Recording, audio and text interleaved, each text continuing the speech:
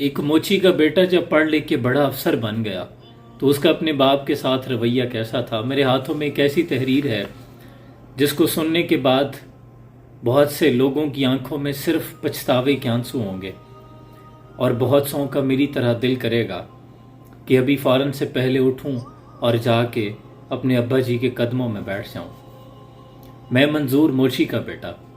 कमाल करते हैं आप अब्बा जी, कितनी दफ़ा आपको मना किया है, सड़ोके मार मार कर चाय मत पिया करें। राबिया, राबिया कहाँ हो? गुस्से से मैंने बीवी को आवाज़ दी। वो बेचारी घबरा कर दौड़ी चली आई।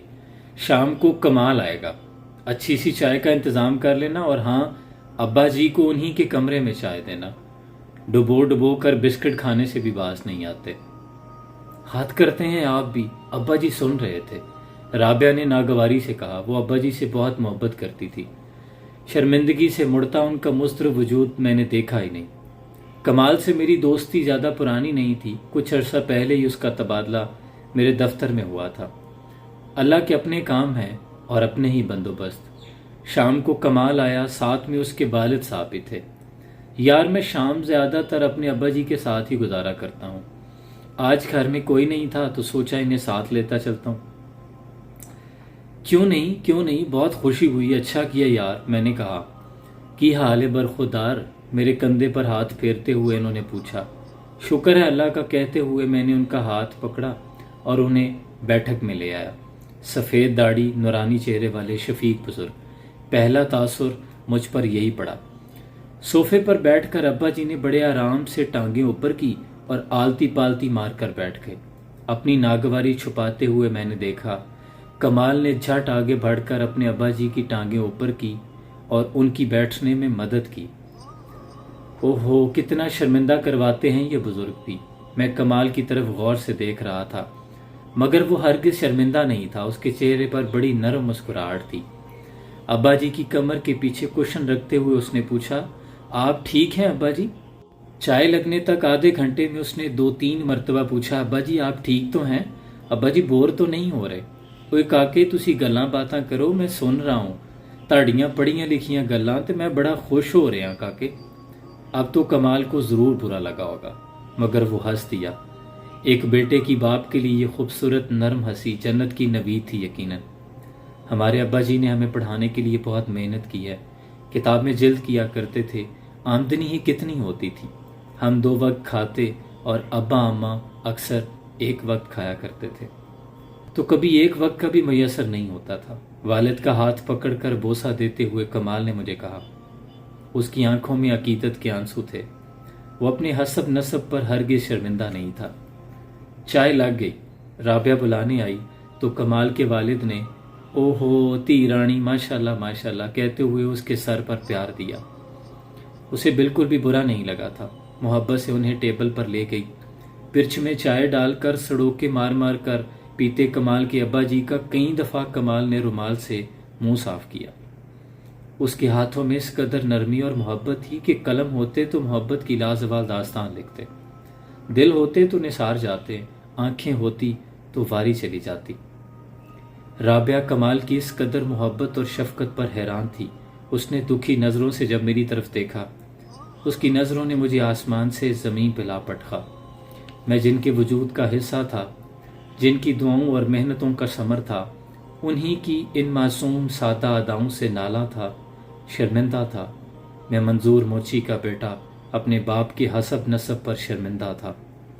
बेटे को बड़ा अफसर बनाने के ख्वाब ने जिसके हाथों में छेद कर दिए थे। रात भर जाग कर काम करते करते हाथ थकते नहीं थे।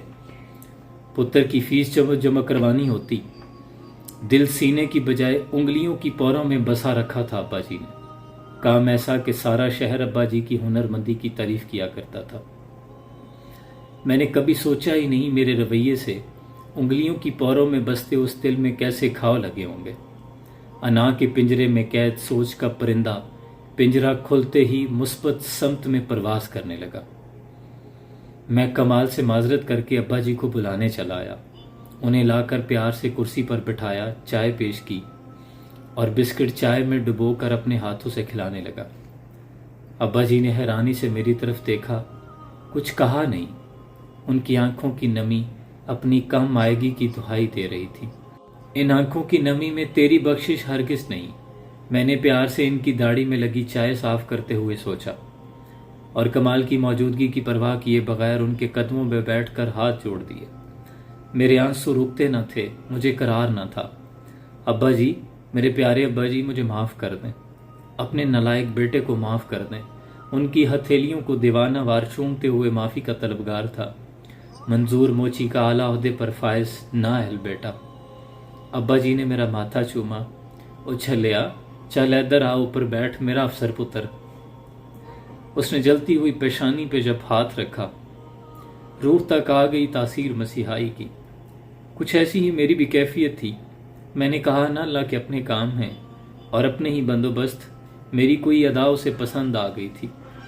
शायद तभी मेरी हदायत का बंदोबस्त कर दिया था, मगर मैं कम ज़र्फ इस काबिल कहाँ। कमीज़ के कोने से अब्बा जी को आंसू साफ करते देखकर मैंने सोचा, मैं ना कदरा था, मेरा रब नहीं। अब्बा जी की उंगलियों की पौरों में बसते दिल की उसके यहाँ बड़ी कदर थी। इनके होने से बख्त होते हैं, बाप घर में दरख्त होते हैं। मेरे अजीज, इससे पहले कि बहुत देर हो जाए और सिर्फ गीली मिट्टी पर बैठकर रोने के सिवा और कोई चारा ना हो, खुदा के लिए, अपने वालिदैन के लिए वक्त निकालें। आए अपना मुहासबा करें। इस ज़ईफ़ी की उम्र में मेरी दानिश के मुताबिक उन्हें ब्लड प्रेशर की दवाओं से ज़्यादा हमारे वक्त की ज़रूरत है। अल्लाह करीम से दुआ है कि जिनके वालिदैन हयात हैं, अल्लाह उनका ये साया शफ़क़त ता देर सलामत रखे। उनके वालिदैन को सेहत व तंदरुस्ती वाली उम्र खिज़र अता फरमाए। और जिनके वालिदैन जिनका ये साया शफ़क़त इस जहान फ़ानी से रुखसत हो गया, अल्लाह अपने हबीब नबी अकरम सल्लल्लाहु अलैहि वसल्लम के तोफ़ैल उनकी बेहिसाब बख्शिश और मग़फ़िरत फरमाए। उनको जवारे रहमत में जगह अता फरमाए। अपना बहुत सा ख्याल रखिए। सलाम पहुँचे।